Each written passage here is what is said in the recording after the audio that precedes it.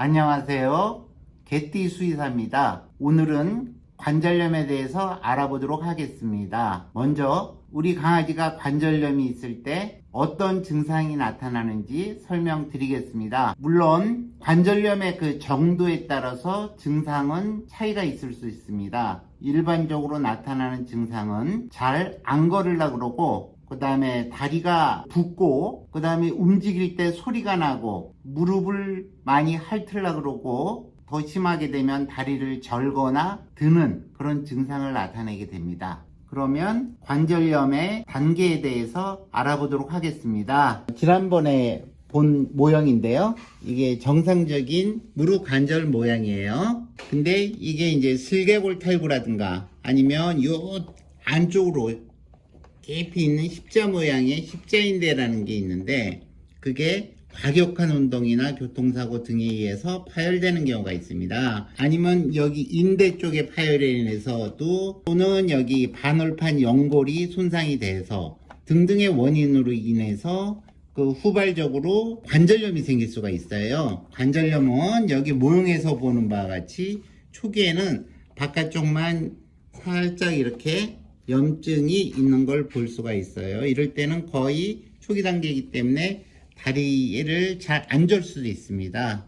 근데 중증으로 가게 되면 중간 정도의 그 단계를 얘기하는 거예요. 그때는 연골 안쪽까지 염증이 침입이 되고, 그 다음에 바깥도 슬슬 이렇게 울퉁불퉁한 모양을 띠게 돼요. 이럴 때부터는 간헐적으로 다리를 절거나 하는 증상을 나타내게 됩니다. 마지막 가장 심한 경우인데, 그때는 바깥쪽도 굉장히 울퉁불퉁, 안쪽도 울퉁불퉁합니다. 진단은 엑스레이는 약간 좀 부족할 수 있고, CT나 MRI를 통해서 정확한 진단을 할 수가 있습니다.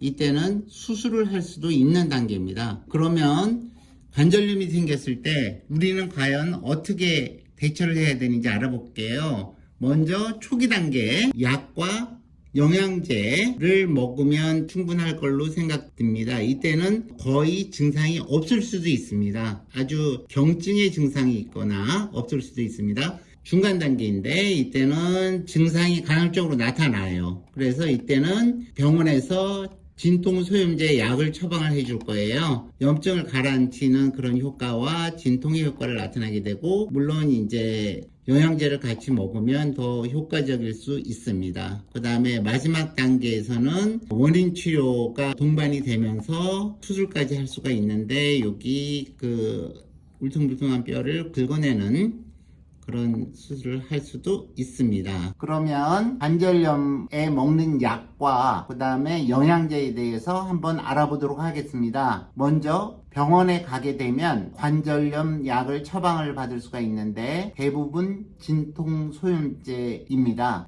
예를 들면 리마딜, 플레비콕스, 시말젝스 이런 상표의 약을 처방을 해 줄 겁니다. 또한 퇴행성 관절염이 있게 되면 2, 3년 전부터 사람과 마찬가지로 강아지에서도 관절강내 주사제를 투여하기도 합니다. 2주 간격으로 6개월간 효과가 지속됩니다.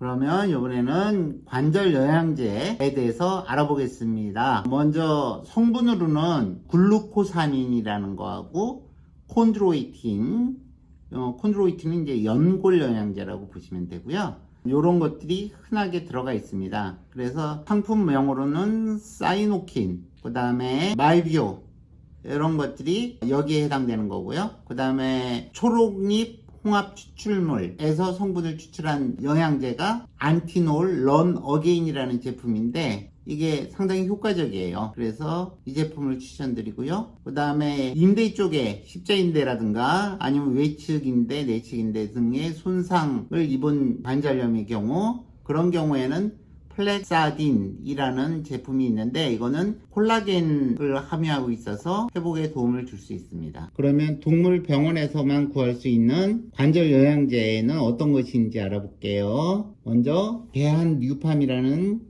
제약사에서 나온 조인트 프로라는 제품이 있습니다. 요거는 초록잎 홍합 추출물 제품입니다. 그 다음에 런 어게인이라는 제품입니다. 요거는 안티놀하고 성분이 같이 이것도 초록잎 홍화 추출물하고 비타민 제품이 함유되어 있고요. 요거는 이렇게 연질 캡슐로 되어 있습니다. 그 다음에 기호성이 가장 뛰어난 전통의 글루코사민하고 오메가3가 들어가 있는 제품인데 마이비오 많이 알 거예요.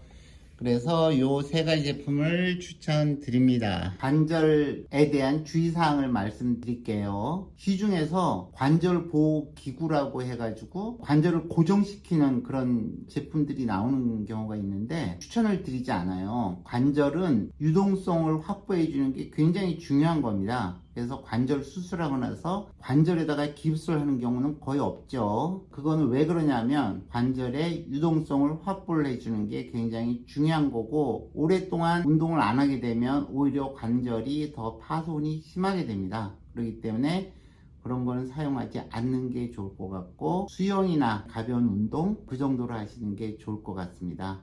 오늘은 관절염에 대해서 알아봤는데요. 우리 강아지 다리가 악화되기 전에 미리미리 예방을 하는 게 좋겠습니다. 영상 끝까지 시청해 주셔서 감사하고요.